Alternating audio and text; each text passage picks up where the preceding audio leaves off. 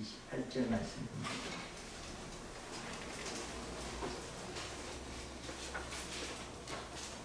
예레미야서 38장 14절 말씀부터 28절 말씀까지 하겠습니다. 시드기야 왕이 사람을 보내어 선지자 예레미야를 여호와의 성전 셋째 문으로 데려오게 하고 왕이 예레미야에게 이르되 내가 내게 한 가지 일을 물으리니 한마디로 내게 숨기지 말라. 예레미야가 시드기야에게 이르되 내가 이 일을 왕에게 하시게 하여도 왕이 결코 나를 죽이지 아니하시리이까 가령 내가 왕을 권한다 할지라도 왕이 죽지 아니하시리이까. 시드기야 왕이 미리 예레미야에게 맹세하여 이르되 우리에게 이 영혼을 지으신 여호와께서 살아계심을 두고 맹세하노니 내가 너를 죽이지도 아니하겠으며 내 생명을 찾는 그 사람들의 손에 넘기지도 아니하리라 하는지라. 예레미야가 시드기야에게 이르되 만군의 하나님이신 이스라엘 하나님 여호와께서 이와 같이 말씀하시되 내가 만일 바벨론의 왕의 보관들에게 행복하며 내 생명이 살겠고 이 성이 불사를 당하지 아니하리고 너와 내 가족이 살려니와. 내가 만일 나가서 바벨론의 왕의 구관들에게 항복하지 아니하면 이 성이 갈대아인의 손에 넘어가리니 그들이 이 성을 불사를 것이며 너는 그들의 손을 벗어나지 못하리라 하셨나이다. 시드기야 왕이 예레미야에게 이르되 나는 갈대아인에게 항복한 유다인을 두려워하노라. 염려하건대 갈대아인이 나를 그들의 손에 넘기며 그들이 나를 조롱할까 하노라 하는지라. 예레미야가 이르되 그 무리와 왕을 그들에게 넘기지 아니하리라 원하옵나니 내가 왕에게 아뢰바 여호와의 목소리에 순종하소서. 그리하면 왕이 복을 받아 생명을 보존하시리다.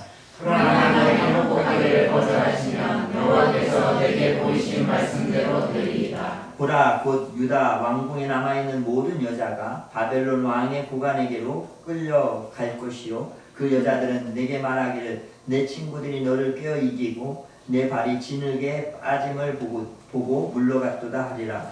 내 아들들과 자녀는 갈대아인에게로 물려가겠고 너는 그들의 손에서 벗어나지 못하고 바벨론 왕의 손에 잡히리라. 또 내가 이 성으로 불사를 당하게 하리라 하셨나이다. 시드기야가 예레미야에게 이르되 너는 이 말을 어느 사람에게도 알리지 말라. 그리하면 내가 죽지 아니하리라. 만일 보관들이 내가 너와 말하였다 함을 듣고 와서 내게 말하기를 내가 왕에게 말씀하신 것을 우리에게 전하라. 우리에게 숨기지 말라. 그리하면 우리가 너를 죽이지 아니하리라. 또 왕이 내게 말씀하신 것을 전하라 하거든. 그들에게 대답하되 내가 왕 앞에 간구하기를 나를 요나단의 집으로 되돌려 보내지 마소서. 그리하여 거기서 죽지 않게 하옵소서 하였다 하라 하니라. 모든 왕이 예레미야에게 와서 물으되 그가 왕이 명령한 모든 말대로 대답하였으므로 이 칼로 되지 아니하였고 그들은 그와 더불어 말하기를 그쳤더라. 같이 읽습니다. 예레미야가 예루살렘이 함락되는 날까지 왕들의 머물렀더라. 아멘.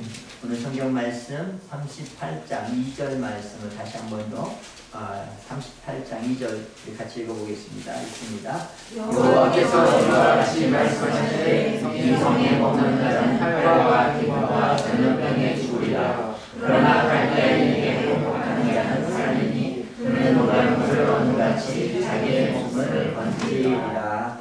아멘. 아멘. 예레미야는 항복하는 것이 살 길이라고 이야기를 합니다. 하지만 여러분 아시다시피 항복하는 것은 쉽지 않습니다. 참 어렵죠. 왜냐하면 이 예레미야의 말을 쫓아서 바벨론에 항복한다는 것은 자신들의 자존심을 다 내려놓는 것이고 모든 것들을 포기하는 것을 의미하기 때문에 항복하는 것은 참 어려운 일들입니다. 그런데 우리가 이해해야 할 것이 있어요. 여기서 항복하는 것은 바벨론에게 항복하라는 말의 의미가 아니라 여기서 항복하라는 의미는 하나님께 항복하라는 것입니다. 바벨론에게 항복하는 것이 아니라 하나님께 항복해야 우리가 살 것이라고 말하고 있다는 사실입니다.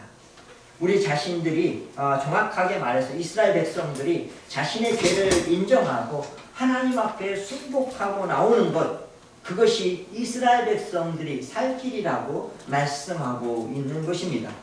그런데 그 당시에 고관들인 스바냐, 그다랴, 유갈, 바스올 이런 사람들은 이렇게 이해하지 않았습니다. 자신들의 죄를 본 것이 아니라 바벨론이 지금 쳐들어온 그 바벨론이라는 적과 그리고 자신들이 만나고 있는 이 상황만을 보았던 것입니다. 그러다 보니까 그것을 이 하나님의 의도를 이해하지 못했던 것입니다. 이런 관점에서 보니까 예레미야의 항복의 요구는 어찌 보면 지금 바벨론과 그 전쟁을 해야 되는, 적군과 싸워야 되는 이런 입장에서 이 이스라엘 군대이든지 아니면 이 백성들에게 있어서는 아주 사기를 떨어뜨리는 그러한 일들이 되고 만 것입니다. 이 문제로 인해서 고관들이 문제를 제기합니다. 38장 4절 말씀에 보면 이렇게 말합니다. 이에 고관들이 왕께 아뢰되 이 사람이 백성의 평안을 구하지 아니하고 재난을 구하오니 청하건대 이 사람을 죽이소서. 그가 이같이 말하여 이 성에 남은 군사의 손과 모든 백성의 손을 약하게 하나이다. 당연히 예레미야의 그 말은 이 군사들과 백성들의 사기를 떨어뜨리게 만들었습니다. 그렇게 사기를 떨어뜨리는 예레미야는 죽여야 한다라고 고관들이 생각하고 청원한 것입니다. 시드기야가 이 말을 듣고 그들의 편에 섰습니다. 예레미야를 보호하는 것이 아니라 그들의 말을 듣고 그러면 너희들 처분대로 해라 라고 말하게 된 것입니다. 그래서 예레미야는 물도 없고 구덩이가 깊이 파여있는 그 감옥 속에, 진흙만 쌓여있는 그 감옥 속에 던져지게 됩니다. 거기서 굶겨 죽이려는 그런 의도였습니다. 물론 그 당시에 구스 사람인 에벤멜렉이 그곳에서 빠져나올 수 있도록 왕에게 구해서 결국 예레미야는 그곳에 빠져나와서 시대 뜰에 갇혀있게 되는 것을 볼 수 있습니다. 그런데 시드기야가 예레미야에게 사람을 보내서 성문의 셋째 문으로 나오라고 이야기를 하는 것입니다. 성문의 셋째 문으로 나와서 비밀스럽게 나를 만나라고 말하고 있습니다. 여러분, 시드기야가 예레미야에게 성문의 셋째 문으로 나와서 나를 비밀스럽게 만나자는 말은 다른 것이 아니라 이 시드기야는 여전히 누구를 인정하고 있냐면 예레미야를 인정하고 있는 것입니다.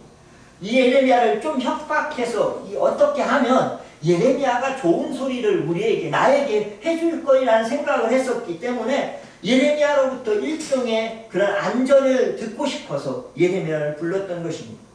그래서 38장 14절에 이렇게 기록하고 있습니다. 시드기야 왕이 사람을 보내어 선지자 예레미야를 여호와의 성전 셋째 문으로 데려오게 하고 왕이 예레미야에게 이르되 내가 내게 한 가지 일을 물으리니 한마디도 내게 숨기지 말라.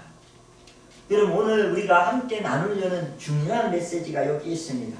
그럼 시드기야가 예레미야에게 물어본 것은 처음이 아니었습니다. 우리가 잘 알고 있는 대로 바벨론이 침공해 왔을 때 시드기야는 셀마의 아들 여우갈과 마하시아의 아들 제사장 스바냐를 보내어서 예레미야에게 기도를 요청했습니다. 그 기도를 요청했다는 말은 예레미야를 인정했다는 것이었죠. 그래서 예레미야에게 기도를 요청했 덕분에 바벨론 군대가 물러갔습니다. 물론 예레미야의 요구처럼 그는 노예를 해방하는 선언을 하였고 이 계기로 인해서 바벨론의 군대가 물러가는 일이 있었습니다.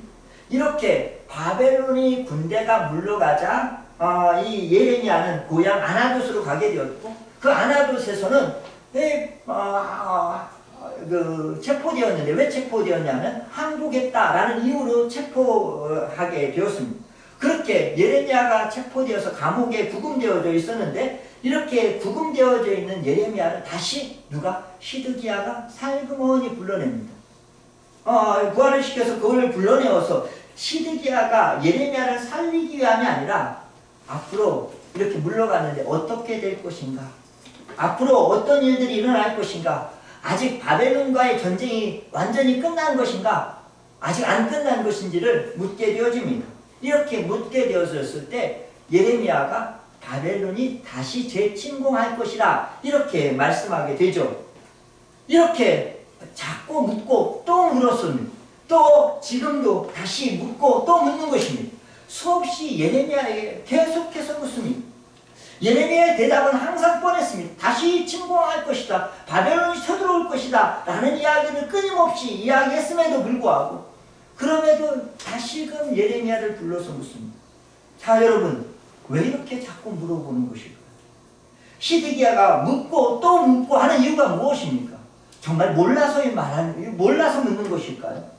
답을 들었고 그 답은 여전히 변하지 않고 계속 대답하고 있는데 무엇 때문에 왜 다시 또 이렇게 묻고 또 묻고 또 물으면 대답해주고 대답하면 또 묻고 이렇게 묻는 일들이 반복되어지는 것일까요? 잘 이해가 안 돼서 그럴까요? 답은 간단합니다. 답은 뭐냐? 자신이 원하는 대답을 해주지 않아서 그렇습니다.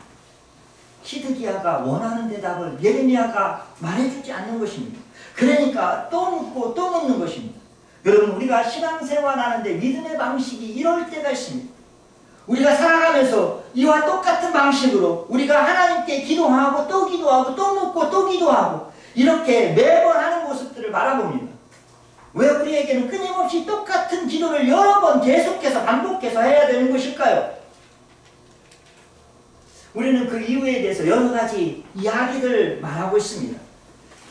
여러분, 우리의 기도가 정말 하나님 앞에 간절하게 기도하면 우리 하나님이 들으신다 라는 그런 생각이 있기 때문에 우리에게 간절함이 없어서 우리의 기도가 들어지지 않았다 라는 생각을 갖고 있기 때문에 우리는 간절하게 기도하기 원합니다. 여러분, 그래서 우리는 어떻게 하죠? 저도 예전에 많이 이렇게 산에 올라갔었는데 소나무 뿌리를 들고 주여! 밤새 그 기도하는 일들을 했습니다. 여러분, 소나무 뿌리를 붙들고 간절히 이게 뽑힐 때까지 기도하라고 그래서 산에 올라가서 그거 뽑힐 때까지 기도하는데 안 뽑혀요. 그죠? 아침까지 안 뽑혀요. 제가 여기 기도하면서 열심히 기도해요. 또 심지어는 40일 금식 기도하는 사람들도 있어요. 성경의 근거를 대라고 하면 잠언서 2장 4절에 은을 구하는 것 같이 그것을 구하며 감추어진 보배를 찾는 것 같이 그것을 찾으면 찾게 되리라 라고 하는 말을 갖고 우리는 이 말씀대로 열심히 기도하고 그렇게 은을 찾는 것처럼 그렇게 보배를 찾는 것처럼 우리가 찾으면 열심을 내면 하나님께서 우리의 기도를 들으시고 응답하실 것이다 이렇게 생각했습니다. 여러분, 이 대답을 우리는 다시 주의 깊게 보아야 합니다. 그 말의 초점은요, 그것을 구하고 그것을 찾으면이라고 그것에 포인트가 있습니다. 기도의 포인트가 은을 찾는 게 아니라 보배를 찾는 게 아니라 여기서 보면 지혜를 찾는 것입니다. 지혜를 구하는 것입니다.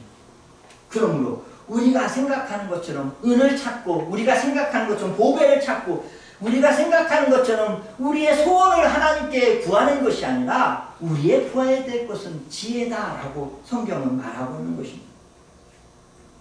여러분, 지혜를 찾으면 어떻게 됩니까? 잠언서 2장 5절 이렇게 말하죠. 여호와를 경외하기를 깨달으며 하나님을 알게 됩니다. 하나님을 알게 된다라고 설명하고 있습니다. 그러므로 기도할 때에 우리는요, 하나님과 관계가 형성되어지고 관계가 형성되어지면 우리는 하나님을 알게 된다 이렇게 말하고 있는 것이죠. 여러분, 또 이런 말도 있습니다. 신명기 4장 29절 그러나 내가 거기서 내 하나님 여호와를 찾게 되리니 만일 마음을 다하고 뜻을 다하고 그를 찾으면 만나리라.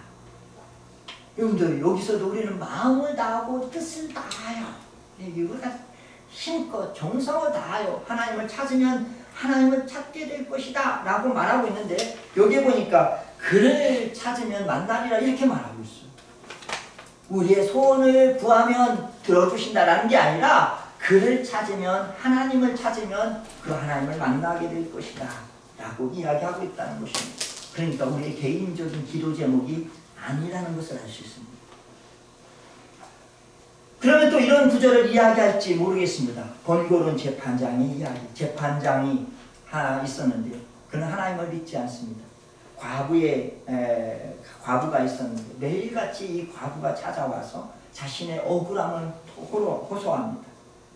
그래서 결국은 그 재판장이 그 과부의 청을 들어주었다. 여러분, 누가복음 18장 4절 5절 그가 얼마 동안 듣지 아니하다가 후에 속으로 생각하되 내가 하나님을 두려워하지 않고 사람을 무시하나 이 과부가 나를 번거롭게 하니 내가 그 원한을 풀어주리라. 그렇지 않으면 늘 와서 나를 괴롭게 하리라 하였느니라. 그래, 하나님을 괴롭게 할 만큼 쫓아가서 달라고 때렸으면 그 좋으신 하나님이 안 주시겠느냐라고 생각하고 우리는 하나님께 가서 때를 쓰기를 소망했던 적이 있었다는 사실. 그러나 여러분, 우리가 가지고 있는 잘못된 생각입니다. 여기에서 하나님께서 들으신다는 근거로 삼은 것은요, 무엇이냐? 바로 그 원한을 들어주시겠다 말씀하고 있다는 사실입니다. 여러분, 우리가 가서 떼기장을 쓰면서 소나무 뿌리를 흔들고 그것이 뽑힐 때까지 떼기장을 쓰면 우리 하나님 그것을 들어주시겠다는 게 아니라 어떤 이의 억울함은 하나님께서 반드시 기억하고 풀어주시니 너희들 그거 갖고 포기하지 말고 기도하면서 이겨나라 말씀하시는 거예요. 우리 하나님이 반드시 그 원한을 풀어주겠다 말씀하셨다는 사실. 그래서 누가복음 18장 7절에 하물며 하나님께서 그 밤낮 부르짖는 택하신 자의 원한을 풀어주지 아니하시겠느냐, 그들에게 오래 참으시겠느냐. 원한에 대한 이야기란 사실. 그렇다면 이 말씀을 가지고 또 이야기할지 모르겠어요. 누가복음 11장 9절 10절 내가 또 너희에게 이르노니 구하라 그러면 너희에게 주실 것이요 찾으라 그러면 너희가 찾아낼 것이요 문을 두드리라 그러면 너희에게 열릴 것이니 구하는 이마다 받을 것이요 찾는 이가 찾아낼 것이니 두드리는 이에게 열릴 것입니다. 오케이, 알아요. 이렇게 두드리고 찾고 이렇게 하면 우리 하나님께서 우리에게 응답하시지 않겠느냐라고 말합니다. 여러분, 열심히 구하면 하나님께서 응답하실 것이다 이렇게 생각하고 오해를 했습니다. 그러나 여러분, 이 말씀도 오해가 있는 것이죠. 여러분, 우리가 원하는 것을 하나님께서 주시겠다라는 것이 아니에요. 누가복음 11장에도 마찬가지고 마태복음에서 동일한 말씀들을 하고 계신데 그 예를 들어서 이 말씀의 예를 들어서 이렇게 설명하고 있습니다. 생선을 달라는 사람에게 뱀을 주겠느냐, 알을 달라는 사람에게 전갈을 주겠느냐, 이렇게 물으면서 결론을 뭐라고 짓냐면 11장 13절에 너희가 악할지라도 좋은 것을 자식에게 줄 알거든 하물며 너희 하늘 아버지께서 구하는 자에게 성령을 주시지 않겠느냐. 여러분, 우리가 구할 때 하나님께서 우리가 원하는 것을 주는 게 아니라 성령을 주시겠다 이렇게 말씀하고 있다는 사실입니다. 우리가 개인적인 어려움으로 하나님을 찾아옵니다. 하나님의 문을 두드립니다. 하나님, 날 도와주십시오. 그렇게 하나님께 부르짖습니다. 그러면 그렇게 구하고 찾으면 우리 하나님께서 악한 자라도 자식에게 좋은 것을 주시는데 하물며 우리 하나님께서 우리에게 좋은 것을 주시지 않겠느냐. 그 좋은 것이 뭐냐면 성령이라고 이야기하고 있다는 사실입니다. 우리가 원하는 것을 주시는 것이 아니라 하나님이 기뻐하시는 것을 우리에게 주시고 계신다라고 이야기하는 것입니다. 우리는 이렇게 말할지 모르겠어요. 아니, 내가 원하는 걸 달랬더니 고작 성령을 주셔요? 이렇게 말할지 모르겠어요. 여러분, 성령이 제일 중요한 것이에요. 도대체 성령이 왜 중요합니까? 우리가 그래서 많은 사람들이 성령 받으라 그래가지고 막 이렇게 소리 지르고 또 이렇게 하면 막 쓰러지고 그래서 그것이 성령 받았다 이렇게 말하는 사람들이 있어요. 성령 받으면 방언 받는 거다라고 해서 살라살라 해야 마치 성령을 받은 것처럼 이야기하는 경향이 있습니다. 그러나 조금 왜곡된 부분들이 너무나 많이 있습니다. 도대체 성령의 역할은 뭐냐? 우리는 한번 돌아봐야 합니다. 요한복음 15장에 보면 예수님께서 유월절 강화를 하십니다. 그때 성령에 대한 이야기를 예수님께서 꺼내시는데 요한복음 14장 26절 보혜사 곧 아버지께서 내 이름으로 보내실 성령 그가 너희에게 모든 것을 가르치고 내가 너희에게 말한 모든 것을 생각나게 하리라. 성령님께서 우리 안에서 하시는 일은 예수님이 하신 말씀들을 이해하고 깨닫게 되고 생각나게 하시겠다 이렇게 말씀하고 있다는 것입니다. 하나님께서 우리에게 하고 싶은 말씀을 생각나게 하시겠다 이렇게 말씀하고 있다는 것입니다. 그러므로 우리가 기도하고 외치고 부르짖으면 우리가 원하는 것들을 들어주시는 마치 지니처럼 짠 나타나서 내 소원이 뭐냐라고 물어보시는 하나님이 아니라 우리가 금식기도 하고 소나무 뿌리를 뽑고 이렇게 우리의 소원을 들어달라고 이야기할 때에 하나님께서 응답하시는 것은 뭐냐면 내게 성령을 주겠다 이렇게 말씀하시고, 성령은 우리가 어떤 것을 해요? 깨닫게 하고 알게 하는 일들을 하신다는 것입니다. 무엇을요? 하나님. 여러분, 그러므로 우리는요, 우리가 기도할 때에, 우리가 간구할 때에 우리의 소원을 열심히 풀어놓을 것이 아니라, 여러분, 우리는 언제나 하나님의 나라와 의를 구하는 삶을 살아야 되고, 하나님을 구하는 것이 우리에게 먼저가 되어야 하는 것입니다. 그러므로 우리가 구하는 기도는요, 옳은 것이어야 되고 하나님의 뜻을 구하는 것이 옳은 것입니다. 그러면 우리에게 성령을 주시고 우리로 하여금 생각나게 하시고 우리로 하여금 깨닫게 하시고 알게 하시고, 그래서 하나님이 가르치시는 것들을 행할 수 있도록 하나님께서 은혜를 허락하시는 것입니다. 이것이 우리가 구하고 기도할 때 벌어지는 일들입니다. 우리가 알게 되고 깨닫게 되는 것, 그래서 우리가 다른 존재로 살아가게 하는 것, 그것이 하나님 우리가 기도할 때 알게 하시는 일입니다. 여러분, 그렇다면 우리에게 남은 것은 무엇이 있습니까? 무엇이 남겨져 있어요? 그렇다면 우리에게 남겨진 것은 행하는 일이 남겨져 있는 것이에요. 여러분, 죄송하지만 우리는 기도합니다. 우리 하나님 앞에 간절히 사모하면서 기도합니다. 그럼 어떻게 하신다고요? 하나님께서 깨닫게 하셔요. 알게 하셔요. 그래서 뭐라고 하십니까? 그래, 이렇게 해라 라는 마음을 우리에게 주셔요. 그럼 어떻게 합니까? 그대로 행해야 되죠. 이렇게 해라 라고 말씀하셨는데 안 들어요. 내가 원하는 것만 계속 이야기하고 있어요. 그러니까 나중에 시간이 지나면 하나님의 음성이 들리지 않는 것입니다. 하나님이 이미 말씀하셨습니다. 내가 뭐를 하라고 내게 말씀하셨어요. 근데 내가 그 말을 듣고서는 행동으로 옮겨야 되는데 그렇지 않냐고 계속 내 욕구나 내 욕망만을 계속 하나님께 원하는 것입니다. 여러분, 그래서 우리의 기도가 참 이기적일 때가 많아요. 우리의 기도가 하나님 들으시고 참 듣지 못할 만한 그런 기도들을 우리는 서슴없이 하고 있는 모습들을 우리가 얼마나 많이 보는지 모릅니다. 여러분, 하나님께서 우리에게 성령을 부어주셔요. 우리로 하여금 하나님의 뜻과 하나님의 생각을 알도록 우리에게 하십니다. 그러므로 우리에게 절대적으로 필요한 것이 있다면, 우리가 기도할 때에 우리가 구해야 될 것이 있다면 먼저 하나님을 구하는 것이에요. 우리 하나님을 아시죠? 우리 하나님께 나아가서 하나님을 구하는 것이에요. 하나님 구하는 것이에요.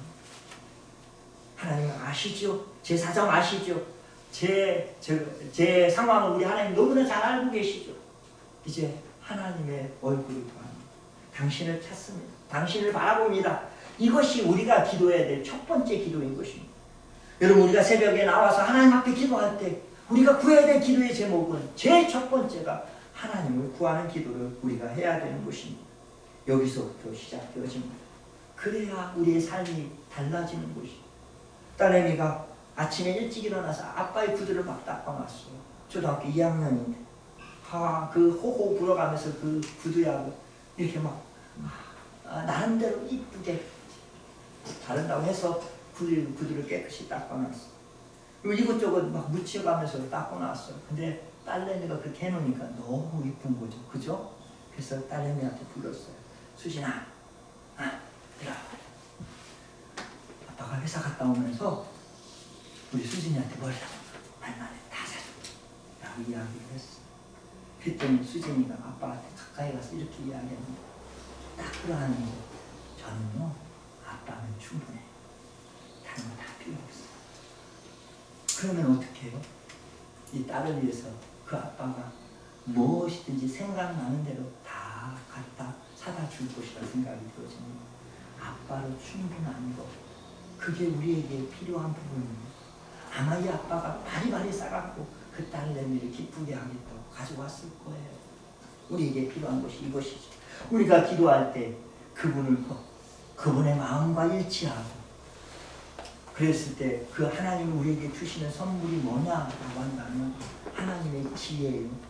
하나님께서 우리에게 무엇을 어떻게 해야 될지, 어떤 결정을 내려야 될지 우리에게 가르쳐 주시고, 또 그것을 모른다 손치더라도 모르려 하나님께서 우리에게 가장 좋은 것들을 예비해 두시는 것이다, 이 사실입니다. 그러므로 우리가 구할 때, 우리가 기도할 때, 하나님을 찾을 때 이런 일들이 생겨나는 것입니다. 그럼 남은 것은 뭐예요? 하나님께서 우리에게 말씀하시면 그 남은 것은 이제 행동으로 옮기는 일들만 남겨져 있는 것입니다. 우리의 가장 큰 문제는요, 기도해놓고 하나님의 음성을 듣고, 이 하나님의 음성을 듣지 않는다는 데 있고, 하나님의 음성을 들었다 손치더라도 들은 말씀에 행동으로 옮겨가지 않는다는 사실에 있습니다. 그러므로 인해서 어떻게 해요?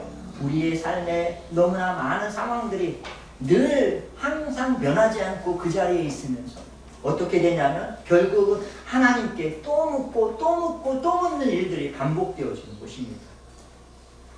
시드기야처럼 이렇게 묻고 내 원하는 대답이 나올 때까지 그렇게 하는 모습들은 결국은 하나님의 그 원하시는 마음과 또 생각들을 전혀 알지 못하는 일들이 되어지고 결국은 그것은 멸망으로 가게 되어지는 것입니다.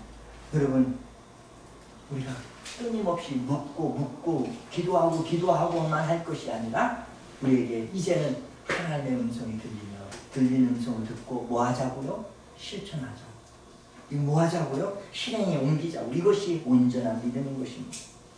우리가 기도하면 하나님이 분명히 응답하실 거예요. 우리가 묵상으로 하나님 앞에 나아가면 하나님께서 우리에게 말씀하실 거예요. 여러분들이 큐티를 하고 기도하면서 나아가면 하나님께서 말씀으로 여러분들에게 이야기하실 거예요. 여러분, 그때 우리는 그 말씀을 듣고 그 말씀대로 움직이는 일들이 있어야 합니다. 우리에게 하나님은 사랑의 하나님이시오. 우리에게 하나님은 기도하실 때 절대 그냥 지나치시는 분이 아니라 그 말씀에 응답하시는 하나님이십니다.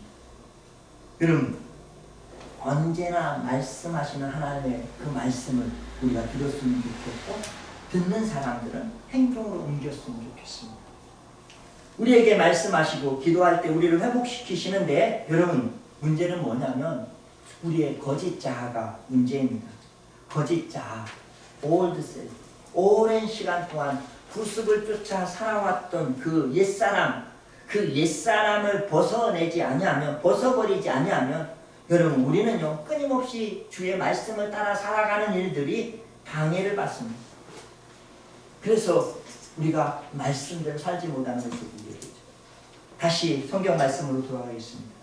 이스라엘의 결론입니다. 시드기야의 결론은 예레미야의 예언대로 되었습니다. 1년 6개월 동안 예루살렘을 에워쌌던 바벨론 군대가 결국에는 예루살렘 성을 함락합니다. 성이 함락되었을 때 시드기야는 다른 군사들과 함께 그 성을 빠져나와서 도망치다가 그만 체포당하게 됩니다. 시드기야가 느부갓네살이 있는 림나로 압송되어졌고 그곳에서 그들은 신문을 받게 되었고 1년 6개월이라는 시간은 짧은 시간이 아니거든요. 긴 시간 동안 그렇게 버텼던 시드기야를 가만 놔두지 않았습니다. 어떻게 하냐면 그 두 아들을 그 자리에서 시드기야가 보는 앞에서 죽여버립니다. 그리고 어떻게 하냐면 시드기야 눈을 빼요. 그래서 그가 평생 보았던 마지막 본 장면은 자기의 아들들의 죽음의 장면이 되지 않습니다. 그리고 시드기야를 쇠사슬에 묶어서 바벨론으로 끌어갑니다. 그때 시드기야 나이가 몇 살이었느냐? 32살이었어요. 32살. 이것은 예레미야 34장 3절 말씀의 예언이 이루어진 것입니다. 내가 그의 손에서 벗어나지 못하고 반드시 사로잡혀 그의 손에 넘겨져서 내 눈은 바벨론 왕의 눈을 볼 것이고 그의 입은 내 입을 마주대하여 말할 것이요 너는 바벨론으로 가리라. 예언이 그대로 성취되었어. 그러면 우리의 관심사는 무엇입니까?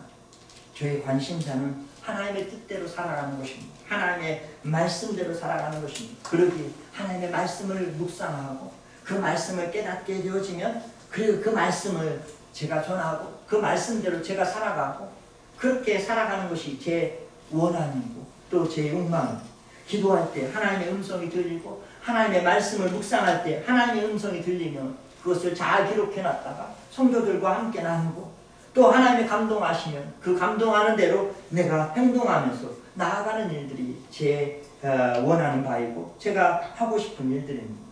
행동하지 않으면 아무리 작은 것이라 할지라도 아무리 작은 것이 작은 음성이라 할지라도 결국은 단절되어진다는 것을 깨닫게 해줍니다. 여러분, 내가 수없이 하나님께서 말씀하시는데 그 말씀대로 움직이지 않아요. 그러면 하나님의 음성이 더 이상 들려지지 않는 것이에요. 많은 사람들이 묻습니다. 목사님, 어떻게 하나님의 음성을 듣나요? 여러분, 분명히 하나님의 음성은 들립니다. 여러분들이 하나님께 집중하고 하나님을 구하면 하나님의 음성이 들립니다. 그런데 중요한 게 뭐예요? 그렇다면 하나님과 하나님의 음성을 듣다가 여러분들은 어떻게 행동하냐면 들은 대로 옮겨서 행동하는 일들이 절대적으로 필요합니다. 이런 것이죠. 제가 교회 일을 하다가 집사님이 있어서 집사님 저 의자 좀 치워주세요 하고 정리해달라고 이거 마치고 가실 때 꼭 정리 좀 해달라고 부탁을 했어요. 네, 목사님 그렇게 이야기해놓고 그 다음에 와봤더니 그대로 있어요. 그럼 제가 속상하잖아요. 속상해요. 속상하죠. 그대로 있는 거예요. 별로 기분이 좋지 않습니다. 그러다가 이 생각을 그래 좀 잊어버렸나 보다 깜빡했나 보다 이렇게 생각이 되었어요. 오늘은 보니까 화장실이 너무 지저분하게 이렇게 되어져 있는 거예요. 그래서 집사님 보이길래 집사님 화장실 좀 한번 청소 좀 해주세요 라고 이야기했어요. 그랬더니 오케이 예 목사님 제가 청소하고 갈게요. 그리고 났는데 가보니까 안 되어 있어요. 여러분 그러면 어떻게 되냐면 이런 일이 발생해요. 제가 피아노를 옮겨야 될 일이 있어서 여기 보니까 집사님이 있어요. 근데 피아노를 옮겨야 되는데 옮겨주실 분이라고 했더니 저 집사님 예 제가 옮길게요. 그러면 제가 어떻게 할까요? 다른 사람을 찾아요. 집사님 말고 또 다른 사람을 찾게 되죠. 결국은 그 사람을 신뢰하지 못하게 되는 것이에요. 여러분 아무리 그가 하겠다고 말해도 그의 말에 귀 기울이지 않게 되는 것이죠. 그 다음부터는요 제가 어떤 일이 생겨도 그 집사님에게 일을 맡기는 게 아니라 다른 사람에게 일을 맡기게 되겠죠. 여러분 마찬가지예요. 여러분 우리에게 하나님의 음성이 들리지 않는 것은 처음부터 들리지 않는 것이 아니라 하나님께 구하고 찾는 자들에게 전심을 다해서 하나님의 뜻을 구하면 하나님은 분명히 우리에게 만나주시겠다라고 약속하셨어요. 만날 거예요. 그렇게 만남이 이루어졌는데 문제는요. 그것을 들었음에도 불구하고 행동으로 옮기지 않는 것이에요. 그럼 성령께서 우리에게 마음을 감동하셔서 이렇게 하기를 원하신다 라고 이야기하고 말씀하셨는데 내가 그 말씀을 듣고도 행동으로 옮기지 않는 것이에요. 하나님의 말씀을 읽고 하나님의 뜻을 듣고 내가 그것에 대해서 행동하지 않는 일이면 어느 때인가부터 말씀을 읽어도 기도를 해도 내게 하나님의 음성이 들리지 않습니다. 앞에서 말한 친구에게 더 이상 말하지 않는 것, 그 더 이상 부탁하지 않는 것처럼 하나님이 우리에게 더 이상 말하지 않는 것이 말해봤자 듣지 않기 때문에 성령님께서 감동을 주셨는데 듣지 않아요. 그러다가 어떻게 해요? 큰 일이 닥치고 어려움이 생기면 5만 가지 인상을 찌푸리고 하나님께 나와서 콧물 눈물로 막 하나님께 해결해달라고 기도를 합니다. 여러분 물론 하나님이 그렇게 기도해도 들어주시겠죠. 그러나 중요한 것은 여러분 그렇게 소나무 뿌리를 붙들고 해결해달라고 아무리 기도해도 여러분들 더 이상 하나님의 음성이 들리지 않게 될 것입니다. 이제 말씀을 맺겠습니다. 여러분 우리에게 하나님의 음성이 들리지 않습니까? 여러분 우리가 기도할 때 하나님의 응답이 없습니까? 그렇다면 다시 나를 돌아보시기 바랍니다. 혹이나 내가 하나님을 구하는 것이 아니라 오로지 내 요구, 내가 원하는 것만을 열심히 기도하고 있는 것은 아닌가? 첫 번째 돌아보십시오. 그래서 태도를 바꾸십시오. 어떻게? 하나님을 구하십시오. 그를 찾으십시오. 그거를 찾으십시오. 내가 하나님을 구합니다. 하나님을 찾습니다. 내 상황 속에서 하나님을 바라봅니다. 그래서 하나님을 찾으십시오. 첫 번째 하나님을 찾고 난 다음엔 여러분 반드시 하나님께서 여러분들에게 응답하실 것입니다. 말씀하실 거예요. 여러분들 하나님은 우리에게 성령을 주시는데 성령은 우리와 깨닫게 하고 알게 하고 하나님의 뜻을 분별할 수 있게 해주십니다. 그리고 그 일을 할 수 있는 능력까지 더해주시겠다고 말씀하셨습니다. 그렇다면 여러분 그 말씀에 우리가 순종하는 일들이 필요합니다. 더 이상 내가 아무리 이야기해도 듣지 않아서 더 이상 나를 찾지 않으시는 하나님을 여러분들이 만나는 일이 생겨나지 않도록 우리에게 있어서 우리가 또 하나님의 음성을 들으며 즉각적으로 응답하는 삶을 살아가기 바랍니다. 여러분 우리가 혹이나 하나님의 말씀에 응답에 우리가 순종하지 않고 반응을 보이지 않으면 여러분 꼭 기억하십시오. 우리의 싸움은 맨날 제자리의 싸움들이 반복되어질 것입니다. 똑같은 기도를 끊임없이 하고만 있을 것입니다. 또 범하고 또 범하고 또 범하니까 문제는 계속 반복되어지는 것을 보게 됩니다. 그런 사람에게 있어서는 더 이상 그의 삶의 성숙함이라는 것은 찾아볼 길이 없게 되는 것입니다. 이제 우리는 이러한 곳에서 벗어나서 조금 더 다른 그런 기도를 할 필요가 분명히 있습니다. 여러분 우리가 하나님의 말씀대로 매일매일 순종하고 그렇게 살아가면 어떤 일들이 벌어지느냐? 사소한 일들로 기도하지 않아요. 왜요? 하나님의 음성을 듣고 들은 대로 내가 행동하고 있기 때문에 우리에게 있어서 사소한 일들로 계속 하나님을 찾지 않아요. 우리는요 이 단계까지 가야 되는, 이렇게 되면 어떤 일들이 벌어지느냐? 우리가 가지고 있는 사소한 우리의 개인의 문제가 아니라 이제 훨씬 기도가 영역에서 하나님을 구하고 찾게 된다는 사실입니다.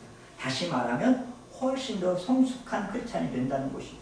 그런데 10년이 지나고 20년이 지나고 교회를 이렇게 오래 다녔는데 목사님 잘 안 들려요. 저는 전혀 모르겠어요. 내 문제는 늘 똑같은 문제가 계속해서 반복되어지고 있다면 하나님이 들려주신 음성이 내가 행동하지 않았다는 것을 반드시 기억하시기 바랍니다. 기도할 때 기도만큼 중요한 것이 있다면 그것은 행하는 것입니다. 들려지는 대로 행동하는 것입니다. 그렇다면 여러분 우리의 삶에는 새로운 것들이 보이게 될 것입니다. 좀 더 넓은 기도의 문이 열리게 될 것입니다. 그리고 하나님의 꿈이 보이고 하나님의 일하심이 보이고 그리고 하나님의 나라가 세워지는 것을 보게 될 것입니다. 우리의 삶에 이 놀라운 기도의 은혜를 저나 여러분이나 모두 다 누려서 하나님 앞에 하나님 예비하신 놀라운 축복을 얻고 살아가는 저와 여러분이 되기를 주의 이름으로 간절히 부탁드립니다. 기도하겠습니다.